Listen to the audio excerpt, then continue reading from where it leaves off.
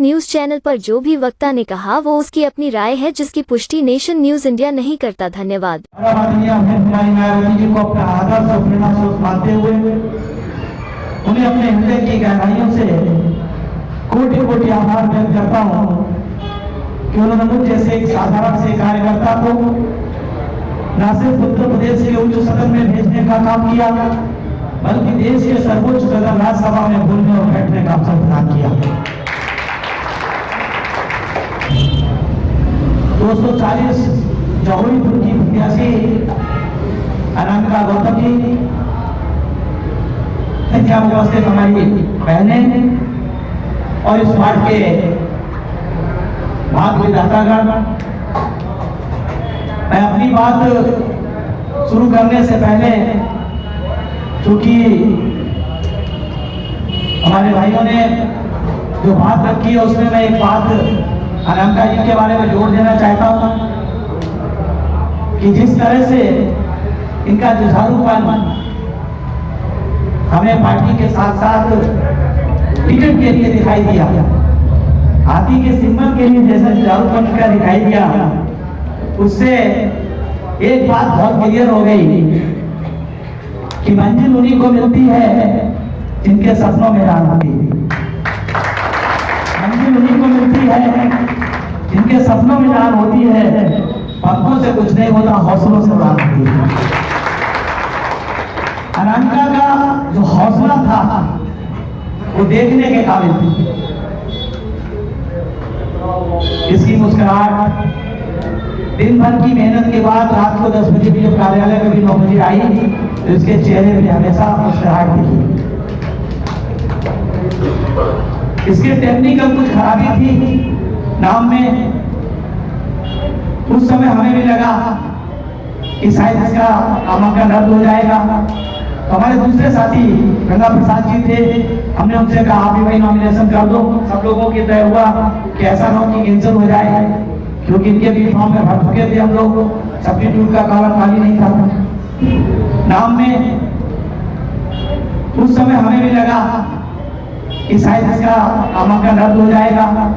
तो हमारे दूसरे साथी गंगा प्रसाद जी थे, हमने उनसे कहा आप भी भाई नॉमिनेशन कर दो। सब लोगों की तय हुआ कि ऐसा ना हो कि कैंसिल हो जाए, क्योंकि इनके भी फॉर्म में भर चुके थे हम लोग, सब्स्टिट्यूट का कॉलम खाली नहीं था। बाद में दोनों साथियों के साथ बैठ करके सब लोगों ने, हमारे गंगा प्रसाद जी ने अनामिका को समर्थन दिया, और जिस तरह का जोश और तालियों से आपने हमारी बातों का स्वागत किया है, मैं ये जरूर कहूंगा कि अनामिका गौतम सबसे पहले जीतने वाली हमारी।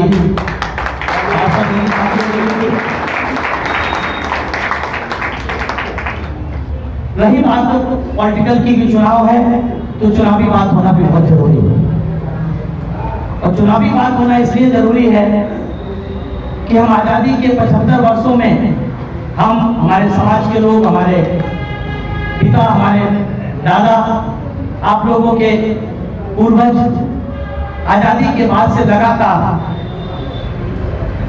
या तो कांग्रेस पार्टी को या कांग्रेस पार्टी के सब्स्टिट्यूट के रूप में हम कभी जनता पार्टी, कभी जनता दल, कभी भारतीय जनता पार्टी और अब आम आदमी पार्टी को वोट देते हैं। लेकिन अगर हम गहनता से इन पार्टियों का अध्ययन करने का काम करें, केवल समझने का काम करें, इनकी मानसिकता को समझने का काम करें, इनके बयानों को समझने का काम करें, तो ये थाली के चट्टे बट्टे दिखाई देते हैं।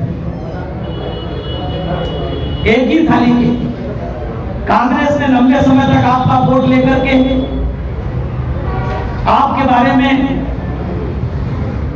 कागजी नीतियां बना करके आपका वोट लेने का काम किया, और देने के नाम पे जो बाबा साहब ने हमें भारत के संविधान में अधिकार दिया था, उस अधिकार को भी लागू करने का काम नहीं किया।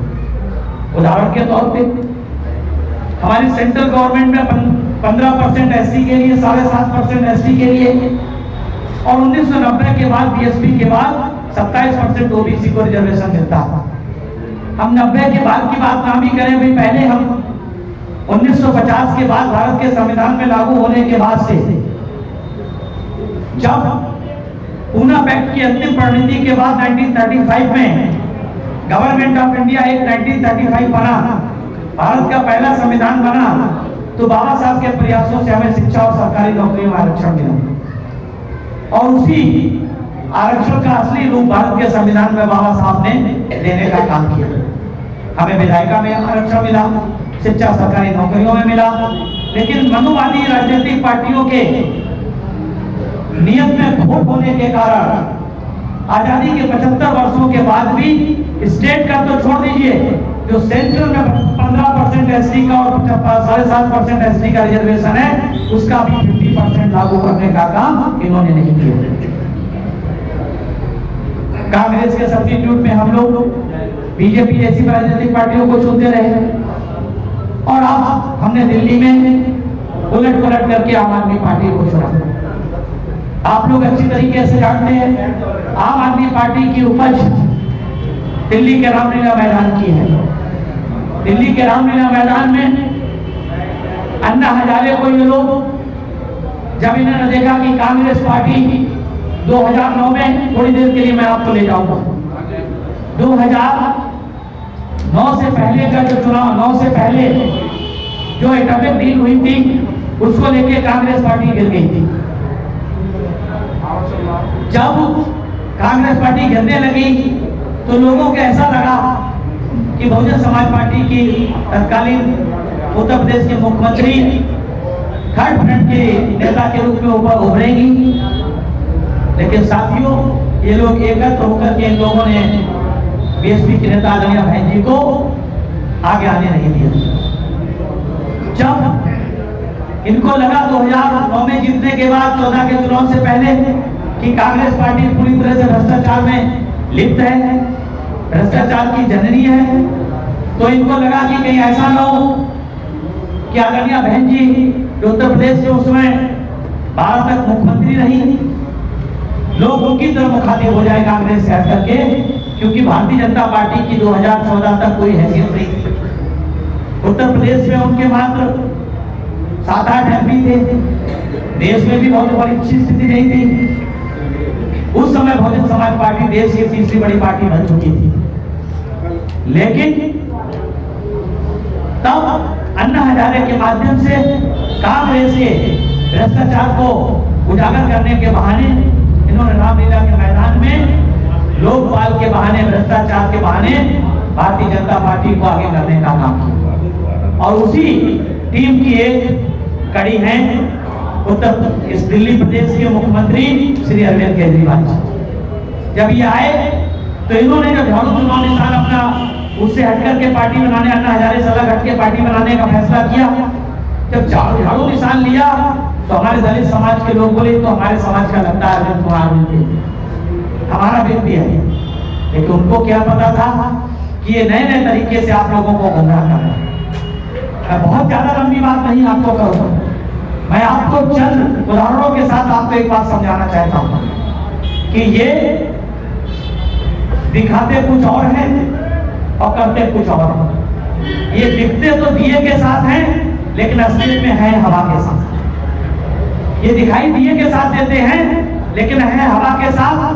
मैं आपको इस बात को साबित करके दिखा देना चाहता हूं, बता देना चाहता हूं आपको उदाहरण के तौर पे। जब जब ये सत्ता में आए, तीसरी बार शायद मुख्यमंत्री हैं, तीसरी बार मुख्यमंत्री हैं, आप तीनों बार के कार्यकाल का इनका देख लीजिए। इन्होंने, अगर हम पहला कार्यकाल छोटा भी मान लें, दूसरा कार्यकाल तो पूरा कार्यकाल था। उन 5 सालों में दिल्ली प्रदेश में कितना बैकलॉग इन्होंने SC/ST का भरने का काम किया, OBC का भरने का काम, कितना जो कॉन्ट्रेक्चुअल वर्कर हैं, चाहे वो मुल्ला क्लिनिक के रूप में हो या फिर तमाम और ट्रांसपोर्ट में हो, उनमें कितने SC और ST और OBC के लोगों को भरने का काम किया। आज तक अगर आप देखें तो आए दिन सीवर में उतर करके मरने वालों का हाल कैसा होता आप लोग अच्छी तरीके से जानते हैं। ये भी अगर हम छोड़ दें, इसको भी हम माफ कर दें, ये बाबा साहब का जब फोटो पीछे लगाते हैं तब तो इन्हें शर्म आनी चाहिए कि हम अगर बाबा साहब का फोटो पीछे लगाते हैं, बाबा साहब को अपना अनुयायी कहते हैं, तो बाबा साहब ने जो 6 दिसंबर 1956, जो 14 अक्टूबर 1956 को जब द्वितीय धर्म चक्र प्रवर्तन करने का काम किया था, उसमें जो 22 प्रतिज्ञाएं लेने का काम किया गया था, जब इस बार वो 22 प्रतिज्ञाएं दोहराई गई तो इन्होंने क्या किया, आप लोगों को पता है, उसको बताने की जरूरत है।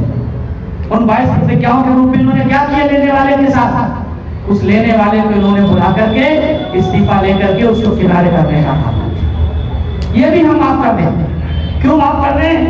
क्योंकि साथियों उनके लिए 2 लाइन की बातें हैं कि औरों के जोर पे उड़कर दिखाओगे तो अपने औरों के जोर पर उड़कर दिखाओगे तो अपने पैरों से उड़ने का हुनर भूल जाओगे।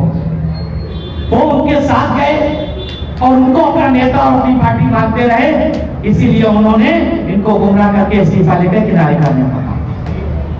ये भी माफ कर दो।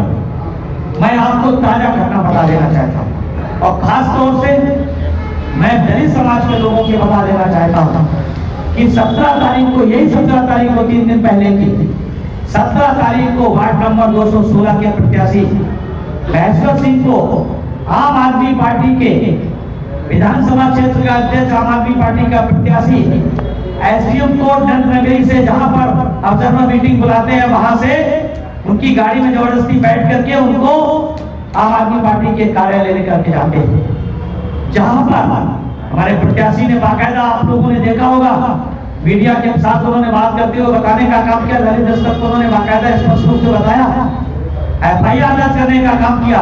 उस आम आदमी पार्टी के दफ्तर में साथियों आप लोग सुनेंगे तो चौंक जाएंगे। वहां पर कौन था? वहां पर साथियों शाहदरा के विधायक और दिल्ली विधानसभा के साथियों स्पीकर वहां मौजूद थे, रामनिवास गोयल जी। रामनिवास गोयल जी ने उनको समझाने का काम किया कि बैठ जाओ, आप जो खर्चा होगा हम दे देंगे, जो भी होगा वो कर देंगे, ऐसा मत करो, वैसा मत करो, और नहीं तो हम तुम्हारे साथ ठीक नहीं होगा। जब उन्होंने बात नहीं मानी तब उनसे कहा चलो चल तुम्हें घर छोड़ दे, तो उनको घर नहीं ले गए साथियों, घर नहीं ले गए। कहां लेकर के गए? वो उस बड़पड़गंज के आरओ के सामने लेकर के गए और उनका जबरदस्ती दस्तखत करा करके उन्होंने पर्चा विड्रॉ करा लिया, नामांकन उनका विड्रॉ करा लिया, उनकी प्रत्याशिता को विड्रॉ कराने का काम किया और साथियों देर तक उनको नहीं छोड़ने का काम किया। जब वो छूटे किसी तरीके से, घर पहुंचे और दूसरे दिन वो पुलिस थाने गए, लेकिन उनकी किसी ने रिपोर्ट लिखने का काम नहीं किया। इस थाने वाला उस थाने को भेजे, नगरी वाला सीमापुरी भेजे, सीमापुरी वाला मयूर विहार भेजे, मयूर वाला फिर वहां भेजे। वो बेचारा शाम तक परेशान था। जब हमारे जिला अध्यक्ष सुशील जी उनको पता चला, वो लोग गए, दबाव बनाया, हमारे पास लेकर के आए, फिर हम लोगों ने उस पर कार्रवाई करने का काम किया। हमारे साथी सीपी सिंह जी, इंजीनियर सतीश चौधरी जी, हमारे प्रदेश अध्यक्ष भाई लक्ष्मण सिंह जी, हमारे तमाम साथियों ने पूरी रात सीमा समिति कुशवाहा जी और समाज के तमाम 50 बटन खोला है भाई, चार्जिंग खत्म हो गई, कोई बात नहीं, हमारी आवाज आ जाएगी वहां तक। फिर उसके बाद हम लोगों ने रात भर इस थाने उस थाने, यहाँ तक कि डीसीपी सबसे मिलने के बाद बहुत मुश्किल उन्होंने कोई हमारी लिखने का काम नहीं किया पहले। तब जाकर डायल 100 के माध्यम से अपनी बात रिकॉर्ड कराई, तब उन्होंने उस एप्लीकेशन को रिसीव करके देने का काम किया। इलेक्शन कमीशन गए, बड़ी मुश्किल के साथ आर्गुमेंट करके इलेक्शन कमीशन में हमारे तमाम साथी, नौजवान साथी एडवोकेट थे, हमारी सीमा समिति कुशवाहा जी थी, सारे लोगों ने जाकर के इलेक्शन कमीशन के चेयरमैन को, स्टेट इलेक्शन चेयरमैन को जब कन्विंस किया, उनके बाद समझ में आई, उन्होंने आरओ से कहा, फिर आरओ ने दोबारा से बयान लिया और कहा कि बताओ तुम्हारे साथ क्या घटना हुई। उन्होंने असली घटना जब बताई तो इतिहास के, दिल्ली नगर निगम चुनाव के इतिहास का पहला निर्णय हुआ कि किसी का वापिस हुआ पर्चा दोबारा से रिस्टोर हुआ। साथियों ये ताकत सिर्फ और सिर्फ बहुजन समाज के लोगों में है, क्योंकि इनको अपनी ताकत का एहसास नहीं। मानवर कांसी राम साहब से जब पत्रकारों ने एक बार पूछा आपने हाथी निशान नीला झंडा क्यों रखा, तो उन्होंने कहा कि हमको नहीं पता हमने क्यों रखा, बाबा साहब ने रखा था इसलिए हमने रखा, बाबा साहब से जाकर के पूछो।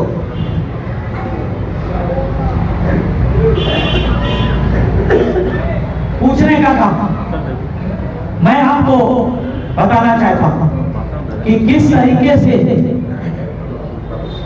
तरीके से ये मनोवादी मानसिकता के लोग हमारे लोगों को इसलिए नहीं चुनाव लड़ने देना चाहते हैं क्योंकि वो दलित समाज से ताल्लुक रखते हैं और सामान्य सीट पे चुनाव। हमें भारत के संविधान में हमारे रसिया बाबा साहब ने वो ताकत देने का काम किया। लेकिन साथियों, अगर हम लोग यूनाइट होकर के अपने वोट की ताकत का इस्तेमाल नहीं करेंगे, हम अगर फ्री बिजली पानी और वाईफाई के चक्कर में या 5 किलो राशन के चक्कर में हम अपने वोट को जाया कर देंगे तो हम अपने मसीहा बाबा साहब को गलत साबित कर देंगे। बाबा साहब ने भारत के संविधान में हमें बराबर के वोट का अधिकार दिया, चाहे राजा का वोट हो, चाहे फकीर का वोट हो, गरीब का वोट हो या अमीर का वोट हो, रानी का वोट हो, मेहतरानी का वोट हो, सबके वोट की कीमत एक बराबर है। अगर आप अपने वोट की ताकत को समझेंगे और इस बात को भूल जाएंगे कि भाई इनके साथ हो रहा, अनामिका के साथ हो रहा या महेश्वर सिंह के साथ हो रहा, उनके साथ हमें क्या फर्क पड़ता है, तो साथियों मैं आपको 4 लाइनें सुना देना चाहता हूँ। जलते घर को देखने वालों फूस का छप्पर आपका है, जलते घर को देखने वालों फूस का छप्पर आपका है, आपके पीछे तेज हवा है, आगे मुकद्दर आपका है। उसके कदम पे मैं भी चुप था, उसके कदम पे मैं भी चुप था, मेरा नंबर अब आया, मेरे कदम पे तुम भी चुप हो, अगला नंबर आपका। आज साथियों, महेश्वर सिंह हो, अनामिका हो या राजेंद्रपाल गौतम हो, इनकी बात नहीं है। बात ये है हमारे समाज के साथ ये लोग ये समझते हैं कि ये लोग केवल वोट देने के लिए नहीं देंगे, इनका वोट छीन लेंगे। आपको बाबा साहब के बराबर का वोट ये सोच करके दिया था कि जिस दिन हमारे लोग इस वोट की ताकत को समझने का काम करेंगे वो इस देश के हुक्मरान समाज बनेंगे।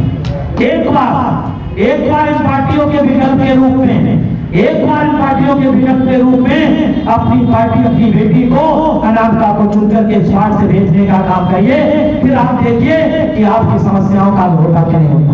एक बार एमसीडी में बहुजन समाज पार्टी को बैलेंस ऑफ पावर बनाइए। हम नहीं कहते कि आप इस बार अपना स्पीकर बना लेंगे, लेकिन जैसे उत्तर प्रदेश में 425 विधानसभाओं में 67 विधायकों के दम पर बहन जी मुख्यमंत्री बन सकती हैं, ऐसे ही अगर 250 पार्षदों में अगर आपने 20-25 पार्षद जिताने का काम नहीं कर दिया तो मैं आपको बता सकता हूँ, दावे के साथ कह सकता हूँ कि आप बैलेंस ऑफ पावर होंगे, आपके बिना किसी का मेयर नहीं बनेगा, हो सकता है आपका ही मेयर बन जाता। इसलिए आने वाली 4 तारीख को सारा काम छोड़ के पहला काम ये करना कि हाथी वाले बटन को दबा करके इस वार्ड से, न सिर्फ इस वार्ड से अनामिका गौतम को, जहां पे भी आपके नाते रिश्तेदार हो उन सबको आपको जिताने का काम करना चाहिए। क्योंकि मानवर कांसीराम साहब ने कहा था ये अनामिका की लड़ाई नहीं, ये महेश्वर की लड़ाई नहीं, किसी और की लड़ाई नहीं। मानवर कांसीराम साहब अकेले चले थे, उन्होंने कहा था कि मैं अकेला ही चला 92 मंजिल मगर लोग उड़ते गए और कारवा बनता गया।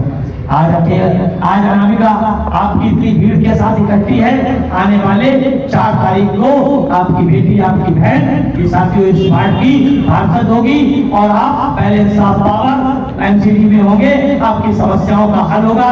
जैसा भाई सीपी सिंह ने कहा, जिसका कोई दल नहीं उसका कोई हल नहीं, तो इसलिए आपकी अगर समस्याओं का हल चाहते हैं तो केवल और केवल आपकी चुनाव निशान हमारी नेता आदरणीय बहन जी हमारे मसीहा मानव कांसीराम पे उनके वोट की ताकत का एहसास भरोसा करके अपने प्रत्याशियों को जिताने का काम करना।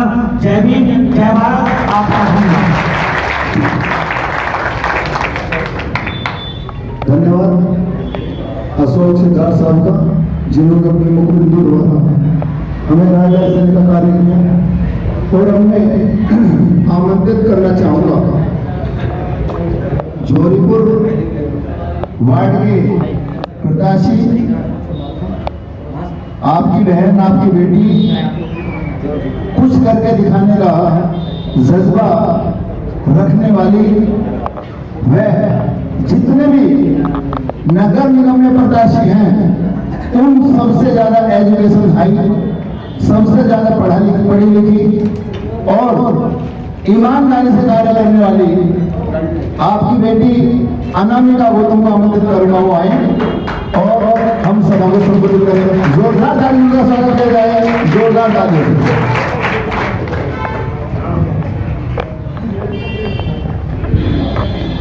करुणा के महासागर तथागत गौतम बुद्ध परम पूज्य बोधिसत्व बाबा साहब डॉक्टर भीमराव अम्बेडकर जी के चरणों में कोटि कोटि नमन करते हुए इस देश के नीति निर्माण में सहयोग देने वाले संत रविदास, संत कबीरदास, संत वाल्मीकि जी, चोखा मेला दद्दू दयाल जी, आरक्षण के जन्मदाता छत्रपति साहू जी महाराज जी और मध्य भारत में जन्मे घासीराम जी, सभी को। और अगर मैं मात्र नारी शक्ति की बात करूं तो शिक्षा की देवी माता सावित्री बाई फुले, खूब लड़ी मर्दानी झलकारी बाई, भूषण मुंडा काशी, विष्णु क्रोय और मुझे राजनीति में प्रेरणा देने वाली उत्तर प्रदेश सूबे की 4 बार सफल रही मुख्यमंत्री आयरन लेडी बहन कुमारी मायावती जी को अपना आदर्श नेता मानते हुए और मंच पर विराजमान अतिथि वक्तागण और इस कार्यक्रम में उपस्थित मेरी माताएं, बहनें और प्यारे बच्चे, सभी को मेरा क्रांतिकारी जय भीम, नमो बुद्धाय। साथियों, जैसे कि मैं ज्यादा लंबी बात ना करते हुए, आपने मुझे छोटे बचपन से ही सुना है और मैं आज आपके सामने भाषण दी दूंगी। मैं भाषण करने वाली हूँ।